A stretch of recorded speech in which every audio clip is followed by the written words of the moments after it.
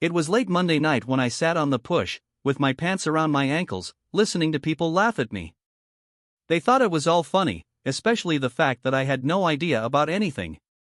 How could a guy not know that his wife was cheating on him and doing it right under his nose? Colin Wilson, who said he screwed my wife, was telling his friend Ben Kramer how he seduced her at a party last week. It was at this party that I was called to investigate a break-in at a local art gallery. I was only gone for about 2 hours, but I was back before the evening was over. I found my wife at a table with 3 other people, one of whom was Colin Wilson. The other couple sitting there was his boss and his wife. My name is Brian Sexton, and I am an insurance investigator for a world-renowned insurance company that deals exclusively with high-value property clients. You probably don't know her name as we catered to a very exclusive clientele. I got into it straight out of college and have been with them for over 15 years. I am 37 years old and in the prime of my life. My job is to investigate the circumstances of incidents where there may be a large compensation claim. Most of the time it's routine, but sometimes things get pretty exciting. I investigate mostly thefts and robberies, but occasionally car accidents if more than 1 or 2 of our vehicles are involved. I'm very good at it, and I have a reputation in my industry. I am often rented out to other companies, but at a high price. I often have to go away, but never for long. And if a lengthy investigation is required, I have people to stay on site and get the job done.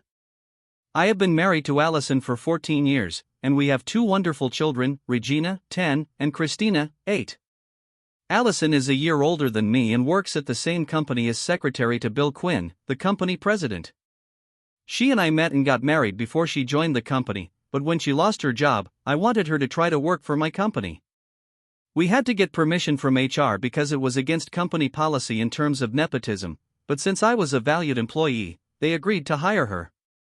Fortunately, Bill Quinn was looking for a new secretary, and Allison had more than 5 years of experience as a personal assistant at a giant corporation. He interviewed her and immediately liked her. She was accepted as his personal secretary. The 2 people I mentioned earlier, Colin Wilson and Ben Kramer, were insurance specialists who wrote policies for large companies or individuals with very high-value assets.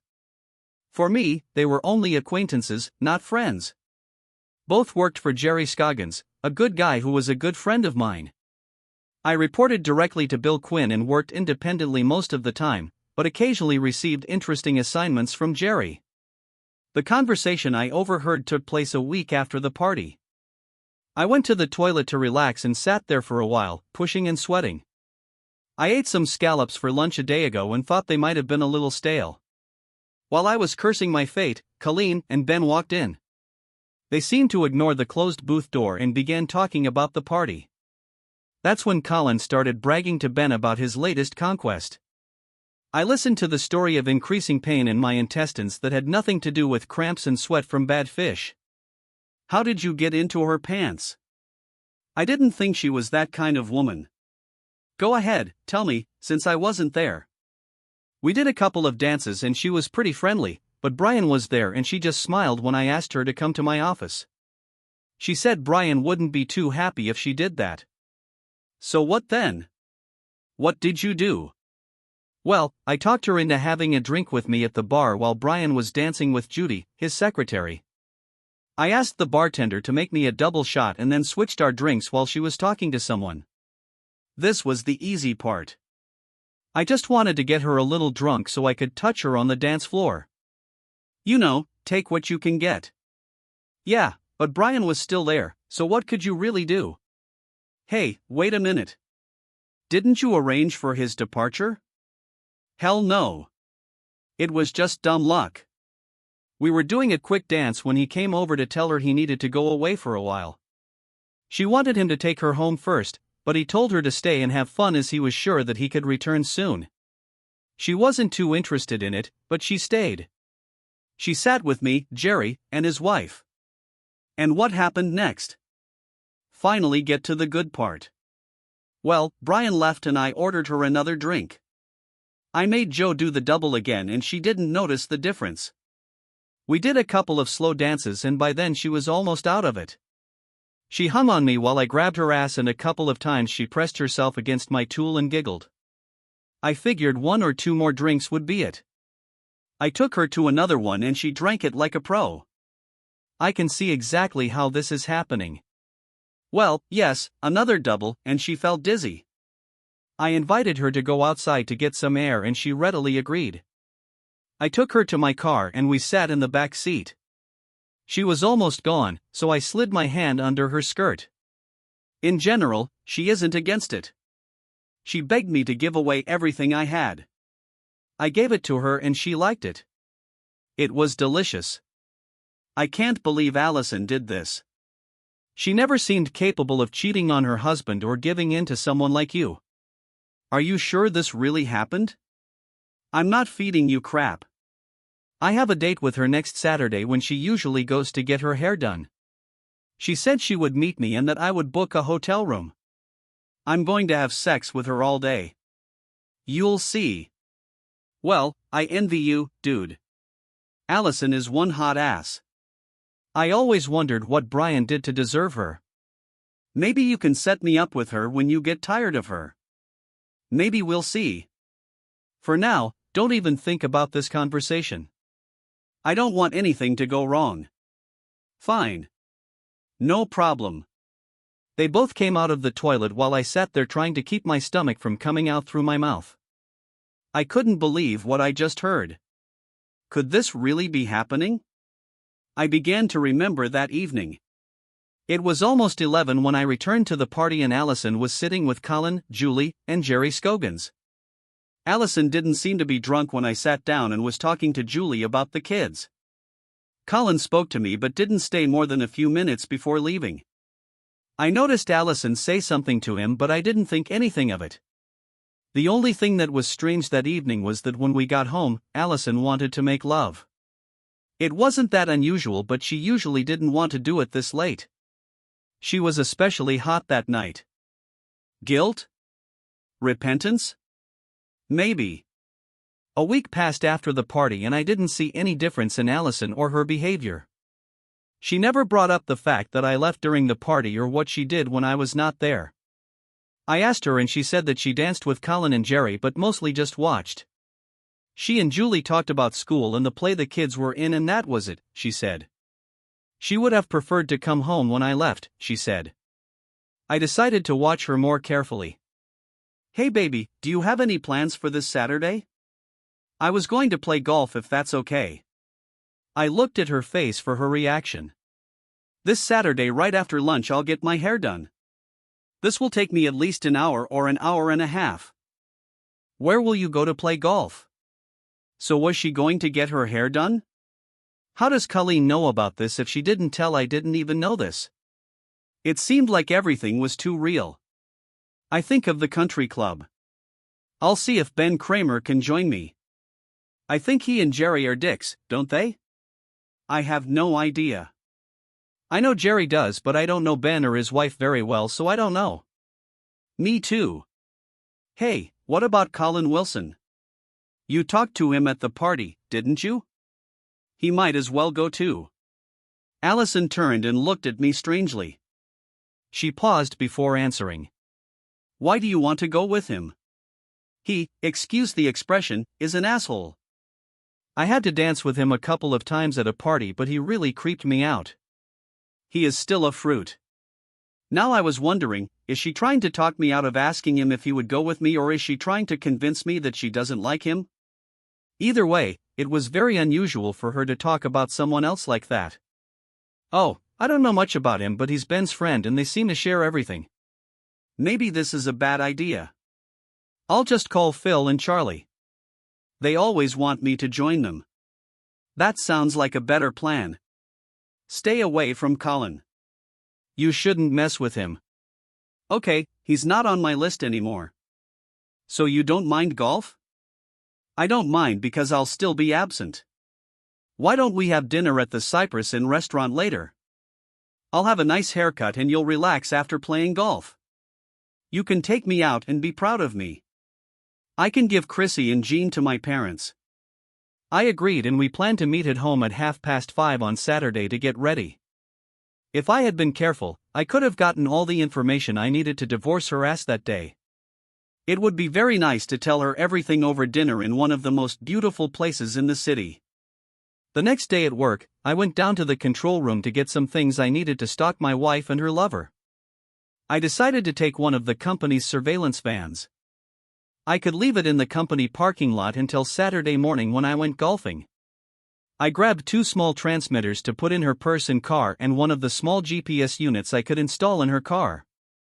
This will tell me exactly where she was at every moment. The van was also video capable, but I couldn't decide what to do with it. Since Colin said they were going to a motel, there's no way I could film. Maybe I could put the camera in her jacket, but only if I knew for sure that she was going to wear it. I could try, but I wasn't sure. When she goes somewhere, I can follow her through the GPS unit. The surveillance van can tap into his signal so I can monitor her location on the van's grid. It was programmed with local street maps so I could locate the actual address within 30 meters. The audio transmitters picked up any voices and I could record them in the van. This can all be done automatically, so I don't even have to be in the van. All I have to do is leave it a mile from where she was. Not weak. I plan to spend the rest of the week just observing. I was very good at this as this was what I did for a living. I looked at Ben and Colin, but didn't see anything unusual. I usually visited my loving wife at least once a day, but now I visit a little more often. I still hadn't seen anything to make me suspicious, but I decided to try to see what I could get from Ben. He was working on policies for a large factory complex, and I used to spend some time just looking at the site and putting together contingency plans for a possible disaster. This was called risk analysis and was part of any risk insurance process. That Tuesday I stopped at his desk across from Colin.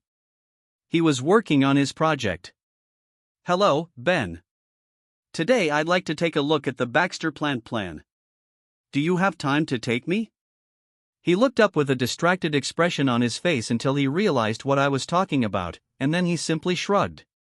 "Of course, I can go anytime. I still need to go back there to take some pictures. When do you want to go?" "How about an hour or so?" "Great. I'll stop along the way and pick you up at your desk." Afterwards, I said a few more words, and as I turned the corner, I looked back just in time to see a grin between Ben and Colin. They looked at me the whole time until I left their sight. Interesting? Assholes. I decided I was going to make Ben pay. He wasn't guilty of anything other than colluding with Colin and making rude remarks about my wife, but he knew about the plan and decided to watch Colin scam me, so he was just as guilty as far as I was concerned. Ben pulled up next to me about an hour later, as planned, and we left in my SUV. I inserted one of the small transmitters into the car console. It can capture any conversation in or around the SUV. I wanted to have on record some of what I was going to say to Ben, something that would only be between him and me. As we left the parking lot and began the 25-minute drive to Baxter, I spoke. "So tell me, Ben, did you enjoy last week's party?" "I wasn't there, Brian. I was on a trip, so I missed all the fun." "What was interesting, Ben? How did Colin fuck my wife? Is this what you missed?" Ben was stunned and didn't know what to say. He stuttered and shifted in his chair and actually reached for the door handle until he realized where he was. Finally, he fell and looked at me. "How do you know?" "All I know is what Colin told me. I don't even know if this is true." "Do you think he would lie about something like that? Do you think he made it up?" "I don't think so, no." "But how did you know?" "You weren't even there, from what I heard." "You've been gone for a couple of hours?" "That's when everything happened. Colin said he got her drunk and then took her to his car. As far as I know, this is not your concern. I just want to know what else Colin told you. Does he have any plans for another meeting?" This was to see if I could trust everything this idiot told me. He said they were going to do it on Saturday, when she was supposed to get her hair done. This time he was going to rent a room. That's all I know, honestly, Brian.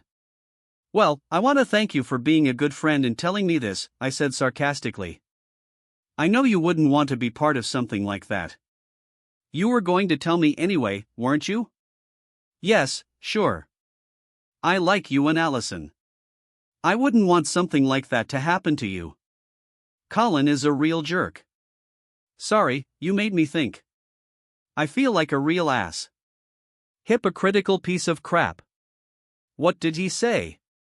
Oh yeah, couldn't he fuck her after Colin was done with her? With these words, I reached into the console and turned off the recorder. This was what I wanted to have later. What I wanted to say now was not written down. It's not a problem, Ben. As long as you do everything as I tell you, you'll be fine. Fail me and you will be in a world of pain. Is it clear? Ben just shook his head affirmatively. He got the point. One more thing, Ben. Nothing from our conversation should reach Colin. He doesn't know that I know, and you won't tell him. If I find out you said anything to him, I'll beat the crap out of you first, and then I'll make sure you get fired, and it's known that you can't be trusted. Do you understand me? You know I have ways to bug you and Colin, so I'll know if you mess up. I won't tell Colin anything. I won't even talk to him if you want. No. Do what you always do and let him talk. That's all you need to do. There is no problem if you even agree with him. Now I know the truth. Just remember what I said and everything will be fine. We didn't talk much after that and spent the next 2 hours standing there without saying a word. He did his job and I did mine. I had what I needed and Ben would be left out too. He just didn't need to know right now. This week was one of the longest of my life. I kept a close watch on my wife, but she was not doing anything unusual. Wednesday evening arrived and the children went to their school dance class for children, which was supposed to end around 9:30. I was sitting in the living room watching TV when Allison came in and sat on my lap. She put her arms around my neck and started pressing her ear to my ear. We have about 2 hours before I go pick up the kids. Don't you want to make love? Although I was a little disheartened and angry about what was happening, I was also human and a man. Against my will, I became aroused. I grabbed her around the waist and pressed her tightly to me. I kissed her tenderly.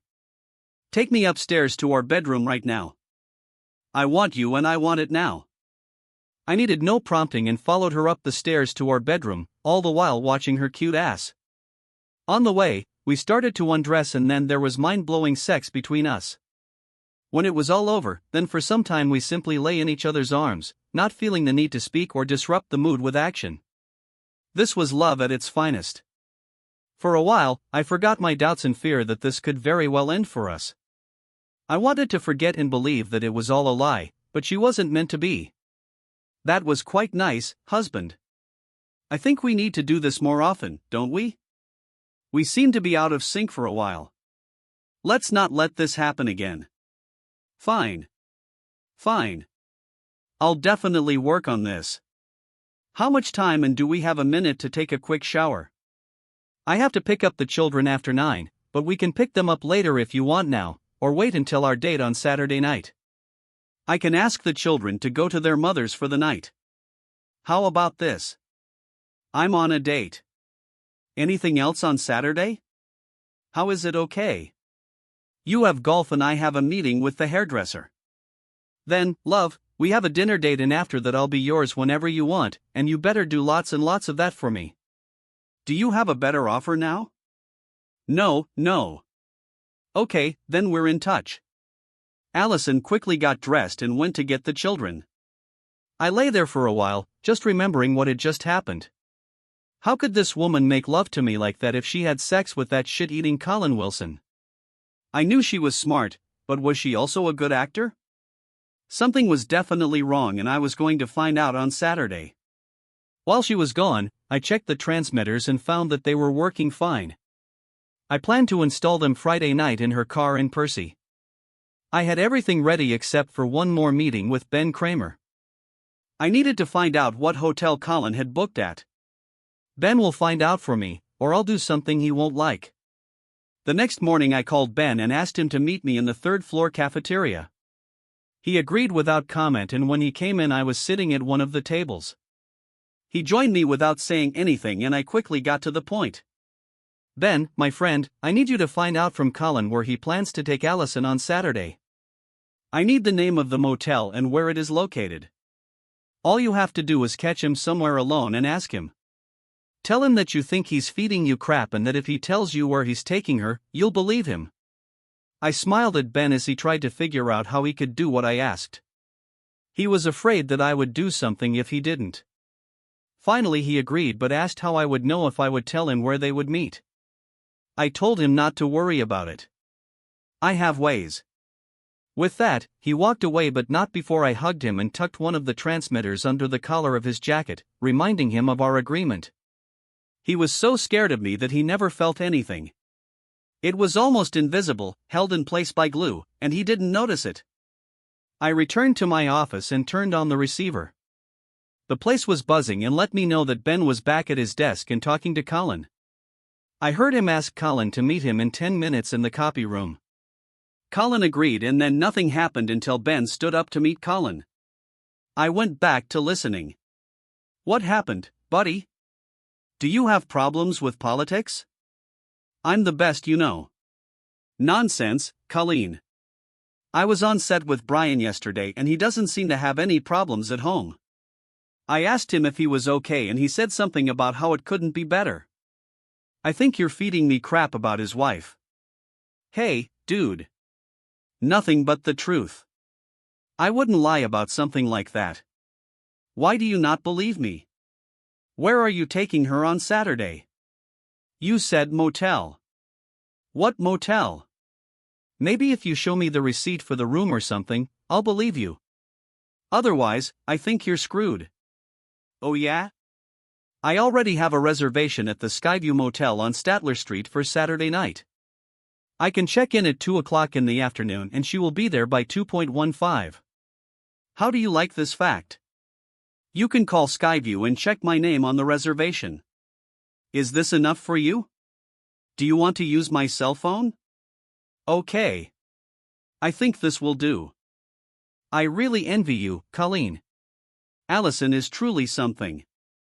I hope you know that she has a good marriage with Brian that you are trying to ruin. You better be careful and think about it. It's not my problem. If she's ready, so am I.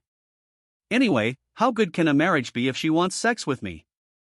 That was all that was worth hearing, so I turned off the receiver and just let it record the rest. Now I was almost ready to believe everything. I was really hoping that Colleen would back down and admit that he made it all up, but now he had confirmed the number and was just waiting. At least I had the address so I could connect it to the equipment in the van and let the rest work automatically. Maybe I could just park the van there on a Friday night, turn on the equipment on Saturday around noon, and forget about it. Everything else will be done automatically and I won't need to be nearby. I didn't want to see or hear my wife as she tore my heart out and stuffed it in the toilet. Now I was lost. I could only continue and try to get what I needed to get back at her, Colleen and Ben. The first thing I did was call the motel and they confirmed that Colleen was registered. At least part of it was true. Now I just had to wait until Friday evening. But then I had a thought. What if I could take a photo of them entering the motel room? I decided to visit the motel that day and see what I could do. I walked into the Skyview Motel office and waited for the clerk. He was an unscrupulous character, which was good for me. Honesty is not what I was looking for right now. Hi friend, I am an investigator for an insurance company and I need information. I have an ID and a warrant for you. With that, I quickly flashed my badge and handed him a genuine document which, to most people, looked like a search warrant. It was a fake, but I was counting on the fact that he was not smart enough and that he would be easy to deceive. The $100 I slipped on him didn't hurt either. Yes, sure. What do you want to know? I asked him to confirm Colleen Wilson's reservation and asked if he had a room number. He said no, so I asked if he could give him a room on the first floor overlooking Statler Street. He tricked and tickled until I slipped in another $50 and finally gave me a room number that would allow me to shoot a video. I let him know about the van that would be parked on his property and he just shrugged and said it was no big deal. I thanked him again for his help and gave him another $50 for his silence. He gave me a devilish grin and put the bills in his pocket. After I left, I decided that I could now get the video I wanted by pointing the camera through the front window of the van which I would park in front of their room. Now I am packed. Friday at work was pretty tough for me. I didn't know what to do with myself, so I walked up to Bill Quinn's office under the pretext of talking about my visit to an art gallery that had been robbed. He didn't really need to know, but I wanted to see my wife. As I walked down the hallway, her face lit up when she saw me. She waved at me, beckoning me to her table, and I walked over. I really enjoyed the last few days. You see me more often than before. I'm not complaining, but what happened? Is there something going on that I should know about? Nothing like that, as far as I know. I just like seeing you, that's all. Is Bill inside? Me too. And yes, he's inside. Do you want to meet him? Yes, if it's possible. I need to talk to him about working at an art gallery. I went in and talked to Bill for a bit. Bill was very young to be a president, but I knew that he had made a reputation for himself some time ago. He launched the site as well as most of the other places and put them into operation. I knew he owned a good portion of the company. He had a wonderful wife named Naomi, whom I met several times. She looked like typical trophy wife. Blonde, slim, sexy as hell, and truly gorgeous. She and Allison were about the same age and talked often, and Bill and I were quite close. While I was there, I asked him point blank what he thought of Colin Wilson. At his request, I often spoke about the work of other employees, as he insisted that I take on more responsibility as management, but the issue was mine. Why do you want to know about Colin? Is there something I should know about? I need you to tell me if one of my employees is having problems or causing problems. This is true? Well, I might have big problems with Colin. I don't really like him and Ben. Perhaps I may have more information for you this weekend. If everything works out as I expect, I'd like to be able to call you at home on Sunday if that's okay. Otherwise, I'll wait until Monday. Let's see. Until then, I'd prefer you not tell anyone about this. Fine. No problem. I'll wait. You know I trust your judgment on these things. You have always been fair in your assessments, and I respect that. I would just like you to consider taking the position of vice president that I offered you. As per your request, I still haven't mentioned this to Allison, but she should know about it. In fact, if you don't tell her soon, I will. I'm just waiting for the right time to bring this up. This means a lot of changes for us, so I wanted some time to think about it. I'll be sure to let you know next week. Is it coming? This is cool. So, are you finally going to look into it? I promise I will do it. I've been thinking about this a lot lately, so I need to make a decision soon for my own reasons. I walked out of his office, stopping to say a few words to Allison before heading towards Ben. At his desk, I stopped for a second and said loud enough for Colleen to hear that I thought his assessment of Baxter's performance was correct. I then gave him a thumbs up to let him know that I had heard his conversation with Colin. His eyes opened very wide, but like me, he said nothing. He just nodded. I patted him on the back as I removed the small transmitter. As before, he felt nothing. I finished the day without any distractions and waited for Allison before heading home. I wanted to tell her that I needed to take the van to someone and that I would catch a taxi to my car so I would be a little late. She kissed me goodbye and went home. I noticed Colleen standing by the door, watching her leave. He looked at me and turned away to return to his seat. I dropped the van, locked the camera in position, making sure it captured the right room the clerk gave me. I locked it and reminded the motel owner that I was supposed to leave it there for the night and maybe tomorrow. I slipped him another $20 and thanked him for his understanding. He put the money in his pocket and shook hands. With that, I went home. Friday night at home was another surprise. Allison ordered pizza for the kids and said she made sure they went to Grandma's that evening. I asked why and she said she enjoyed Wednesday night so much that she wanted to continue it tonight. Do I mind? Not so much. Well, Friday night was almost the same as Wednesday night, except we did something new. While I was enjoying it, I had a sickening feeling thinking about where she could have learned all this, but when I asked her about it later, she giggled and pulled a book out of her nightstand and showed me an article about making love after 35. I'll be damned if most of what we've been doing the last 2 nights wasn't there. I really enjoyed it that night. I tried to do everything she wanted me to do, and I succeeded. It took most of the night, but so what? I promised myself that I would take some Viagra. We lay next to each other, and I finally plucked up the courage to ask her where all this came from. Allison, I like what we do, and I really want to please you, but I have to ask, where does it come from? Why now? If I didn't trust you so much, I'd wonder if there might be a guilty conscience involved. Sorry, Bree. Naomi told me something last week that I can't repeat. I just keep thinking about us and the girls and our life together, and it makes me so happy sometimes that I just need to express myself. It turns out that I chose this path because I wanted to show how much you mean to me. I listened, and seeing her happy made my heart burn, but the next moment I wondered if this is true, then how can she have an affair? Should I ask her? I'm glad you feel that way. Are you sure I make you happy enough? Are you satisfied with our lovemaking, or are you missing something, and that is why you are doing all this new stuff? Tell me honestly. I love the way we make love, and you have always satisfied me in every way. I have no reason to want more, but I just don't want us to get into a rut where we get so used to everything that we let it become a routine with no interest. Can't you see it? Don't you want me to always be desired by you? You'll never have to worry about that. I love you and always will. I can't imagine anything ruining what we have. That's good because I won't allow it. You are mine, now and forever. We spent the rest of the night in each other's arms and woke up the same way. I was pleasantly exhausted, but wanted to shower with Allison. I shook her and pulled her into the shower with me. She went willingly and with mocking irritation. She complained bitterly about being taken out of her warm bed, but when I let her go, she didn't leave. We turned on the water and she quickly moved into the spray, turning to hold out her arms for me to join her.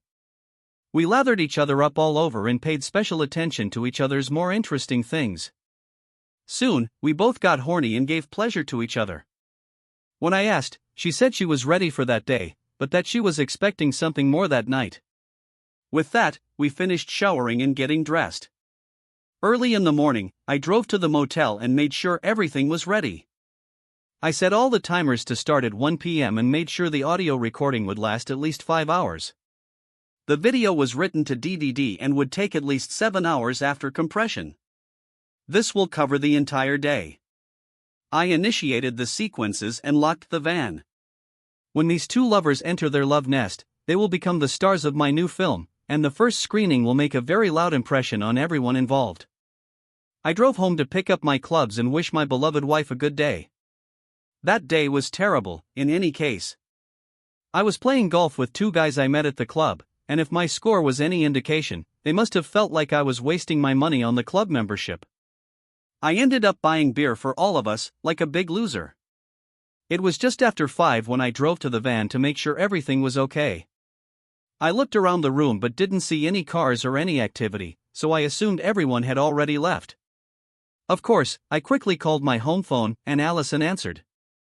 I just told her I was on my way and hung up. Since the meeting time with Allison was so close, I drove home without reviewing the information I had collected. I really wanted to have this before dinner, but then I thought about our planned evening. Why not enjoy what she had to offer just one more time? After all, I enjoyed making love to her, and even if she cheated on me, it shouldn't ruin my evening. I thought about it but found that I was starting to choke again. Why is she doing this to me? I loved her more than I could imagine, and I didn't know how I would live without her. I knew that if I had the information I expected to see on the surveillance tapes, I would have to get a divorce. I loved her but I couldn't accept her behavior. What about children? She was a good mother and she should have had custody. It would only be right. If she cheated, she must have had a reason that I didn't know about. She was a good person who did a bad thing. Okay? I could live with that. She could raise the children, and I would pay child support. These were the thoughts that occupied my mind as I drove home to meet my wife. I wasn't sure I could survive the evening, but I had to try. I couldn't press charges against her until I had proof. There was a tiny voice in the back of my mind that constantly denied all the information I had so far. He insisted that something was wrong. I ignored him. Facts are facts, and soon I will have all the facts I need. At home, Allison had already showered and dressed. She said she would add the finishing touches when it was time to go out. In the meantime, I rushed to get ready and we were able to leave in time to meet our table reservation time. My wife was wonderful. She was always noticed when we entered the room. She was used to receiving glances from admiring men and simply ignoring them, but I noticed, and that always made me proud. Tonight was a reminder of what could have happened. She was also smart and played an excellent dinner partner. We discussed everything that a husband and wife discuss when they have free time and drank wine at dinner, more than me, since I was the driver. She really seemed to be flirting with me. My wife of 14 years and mother of my 2 girls made advances towards me.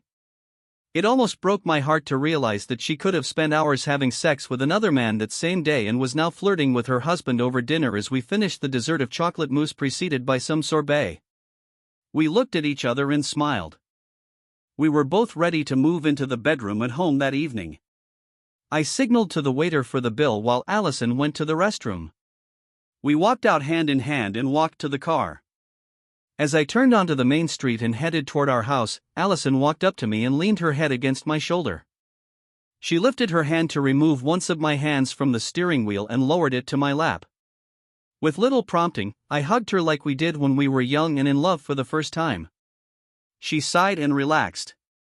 We drove home like this, slowly but comfortably. At home, Allison was walking around the house doing all those little preparations to get things done and finally she looked at me. "Shouldn't we go upstairs and pick up where we left off this morning? I think you owe me something since you only gave me a down payment earlier." "Remember?" "I remember. You lead and I will follow." We quickly went upstairs to the bedroom and Allison stood in front of the bed. I stripped down to my boxers and socks. She took off her top and bra, leaving only one strand of pearls on. She reached out to remove it, but I stopped her hand. "Leave them alone. You look so sexy standing here wearing nothing but the pearls around your neck. You are incredibly beautiful. I could watch you all night. This is something only you will see. I am completely yours and I want you to do whatever you want with me. I want this night to be the first night of the rest of our lives together. Are you sure? Is this what you want? I wouldn't do anything to hurt you or make you feel ashamed. You should know that. I trust you completely and give myself completely to you. I love you with all my heart." At that moment I believed her and knew that no matter what I found the next day, I would never give up on her. I would put it off until tomorrow. Tomorrow. Today I will love this woman with all my heart. That night we did something I had never done before. We made love in positions I didn't think possible and she did things to me that I never thought possible. Sometimes she would laugh and quote the page number when I asked her about her fantasy, but it was a magical night. That night I learned to love talking, giving, and receiving. God, what a night! We fell asleep in each other's arms and woke up late Sunday morning. She didn't want to get up, so I suggested an encore of one of our favorites from the night before. She quickly agreed and we made love one more time before finally getting up. Sunday meant she had to pick up the girls. I said that I needed to get there quickly to check on the van and that I would be home soon. She said she would probably stay at her mom's for a while before returning. This left me time to get the tapes from the van and see what they contained. I still had to check what I left in her purse and car, but that could be done later. She left and I drove to the van. I got all the films and prints out with no problem and took the van back to the production facility. I called a taxi to pick me up and take me back to my car and drive home. The first thing I did was look at the GPS printout. She told me that her car was indeed on Statler Street where the motel was, and from that moment my heart almost stopped beating. I hoped against hope, but apparently it didn't happen. I almost didn't bother to go any further but wanted to watch the video for myself to confirm. I turned on the TV and DVD player and inserted the DVD. I pressed play and sat down to have my heart broken. The picture was perfect and the room was in the center of the screen. I fast-forwarded until I saw a car approaching and slowed down to normal speed. I saw clearly and distinctly Colin Wilson get out of the car and open the door to the room. He entered and closed the door. Rewind again until another car appears. I watched as a woman came out and walked to the door. She knocked and Colin opened the door. He smiled and the woman approached him. As she entered the room, she turned to look around and I saw her face. My heart started beating in my chest and my pulse was going through the roof. I paused the video, went back to the beginning and watched it all the way through before extracting it. Well, I'll be damned, I said to myself. I had to immediately call Bill Quinn at home. There was one address I wanted to check, so I pulled my wife's address book out of my desk drawer. Sure enough, the address I needed was there and it was what I thought it might be. I smiled to myself. Now I had all the information I needed to correct the situation. I called Bill at home and he listened as I told him I needed to talk to him immediately.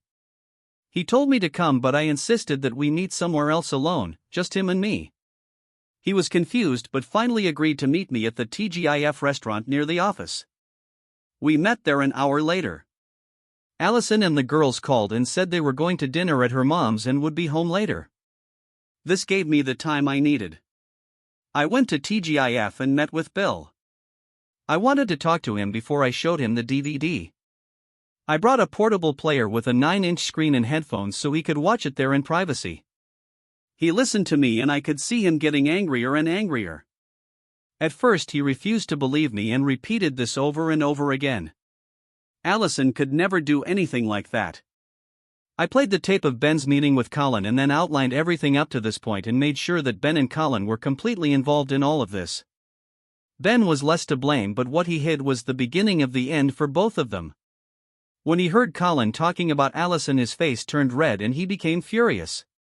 He personally hired Allison and always treated her with respect, but I calmed him down and told him to watch the DVD before he said more. While he was watching the DVD, I saw his face fall. The pain was obvious and I looked away to give him some privacy. He watched it all and finally stopped playing. He looked at me and I waited until he was ready. When he calmed down, I made my only request. I want them both fired for violating the morals clause in their employment contracts and I want them gone by Monday afternoon. If you agree with this, with all the information I have, you can do whatever you want. I will never mention this again. Bill looked at me in surprise but began to smile. It was nice to see that smile. I didn't want him to be involved any more than necessary. I give you my word. This will be done first thing Monday and I will personally escort them from the premises. They are like dead to me. I can also take further action, but it's better that you don't know what it might be. Fair enough? Fair. After that I gave him a bag with all the surveillance data with the exception of one small cassette which I kept for myself. I needed it for my own purposes. My wife is in for a surprise. Bill and I talked for another hour or so and made some additional decisions that we'll take care of later this week. We shook hands as we parted and Bill spoke to me again before I left. You are a good and decent person, Brian. I appreciate what you did and respect your actions in this matter. Things could have gone very badly if you were hotter. You have my gratitude and my respect. I felt better than I had for a while. I went home to see my family. They had no idea about the coming changes. That evening everything was fine at home and I was in a very good mood. Allison wanted to know what happened, but I told her she'd find out at work tomorrow. We were very tired from the nights before going to bed early just to sleep. Allison wanted me to hug her and I was very happy to do so. We fell asleep in each other's arms just like last night. Monday at work was full of activity. Allison called me at 9:30 to find out what had happened. I feigned ignorance and asked for details. She said Bill asked her to invite Ben Kramer and Colin Wilson to his office immediately. She said that they were both there now and that they were all screaming. I said that I was completely confused and asked him to let me know what else happened. She called 20 minutes later and said Bill had asked her to get security to come see him immediately. She covered the phone while talking to someone at her desk and then came back to tell me that Bill had asked security to escort Ben and Colin back to their desks. She quickly hung up and promised to call back. I didn't hear anything from her for the next hour until she finally called to say that both Ben and Colin had been fired and that Bill wanted her to type up disciplinary letters for both. The reason for dismissal was to be a violation of the morals clause. She was very excited. This was the most unusual thing that had happened in her time as Bill's secretary. She demanded that we go to lunch together and discuss it. I agreed.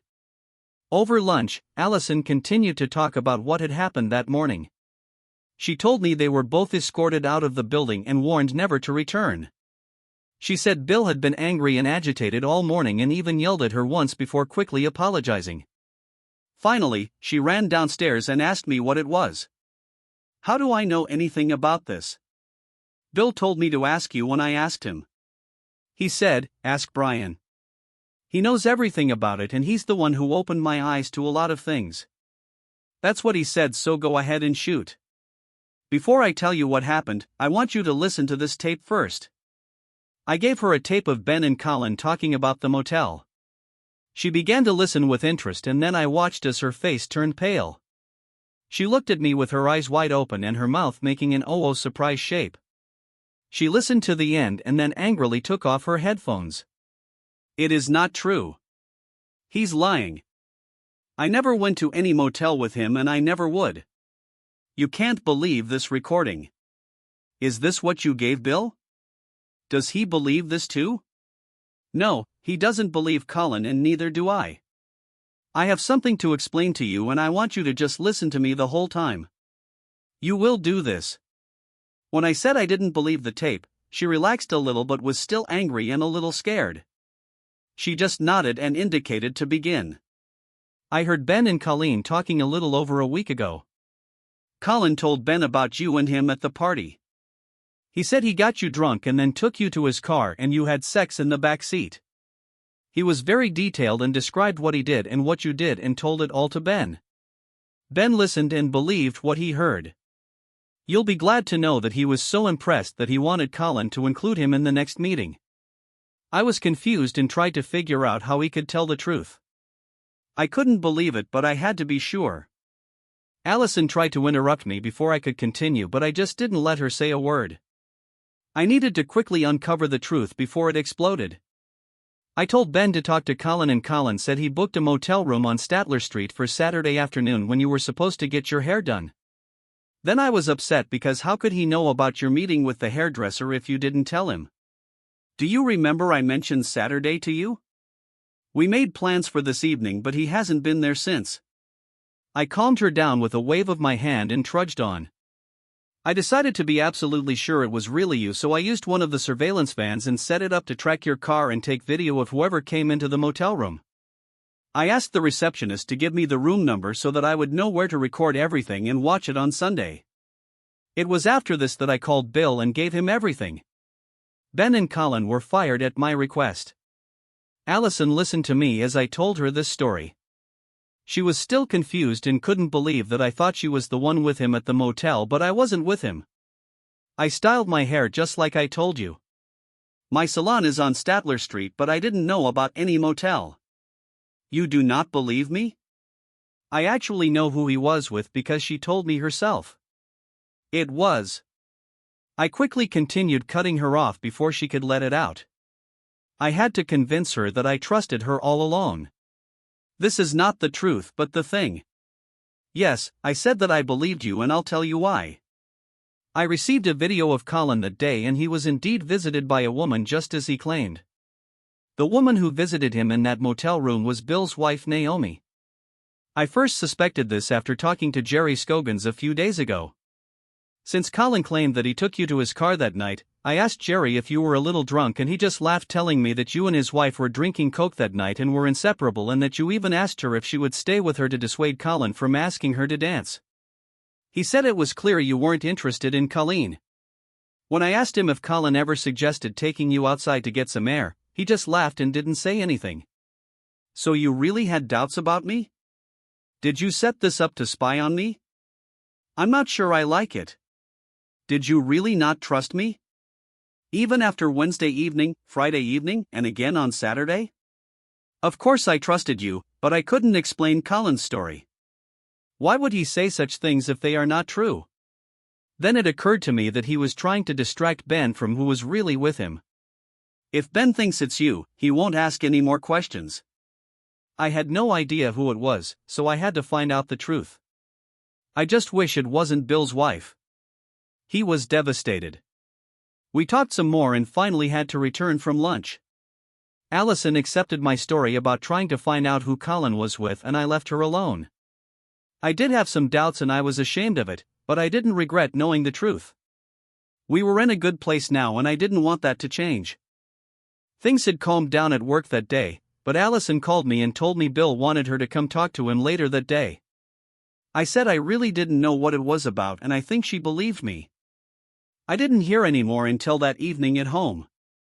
We ate dinner. The girls were active as usual with phone calls and bathroom appointments and other things only they understood, but they finally curled up and went to bed. We enjoyed the silence for a while until Allison told me what Bill wanted. He told me to think about how lucky I am to have a man like you as a husband. He talked about trust, respect, and love, what it all meant and what it was like to lose it. Finally, he told me about Naomi and what she had done and asked for my advice. And what did you tell him? Were you able to help him? I couldn't tell him what to do. I just asked him if he really loved her and if he could forgive her. If possible, I convinced him to talk to her and let her explain herself, but I told him that if he couldn't get past this and forgive her, then he should leave her right away. Don't drag your feet and don't let things become bitter. He listened to what I said, so maybe I helped. I'm sure it helped. He didn't mention anything about me? No, nothing more. Is there something else? Well, yes, there is. Bill offered me a position as the corporation's vice president of investigations. I would have complete control of all investigators in all offices around the world and I would have a choice of where I lived. We could move to California or Florida or wherever we have a branch office with more than 5 investigators. I will still report to Bill, but only to him. This will mean a lot more money, as well as benefits such as shares and other things. Allison screamed and jumped into my lap, hugging my neck. She couldn't let me go and couldn't stop laughing with joy. When did it happen?